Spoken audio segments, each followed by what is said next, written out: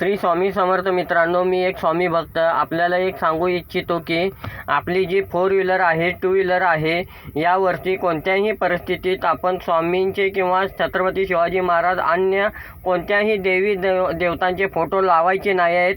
कारण का यामुळं काय होतं की आपल्या परिसरामध्ये जे झाडं वगैरे लावलेले आहेत त्यामध्ये पक्षी बसलेले असतात.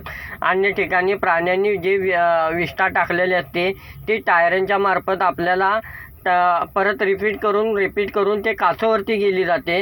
कारण का टायर फिरणं का सोडत नाही आणि त्यावरून टायर घाणीवरनं जाणं का राहत नाही. त्यामुळे तुम्ही हे थांबवायचं आहे.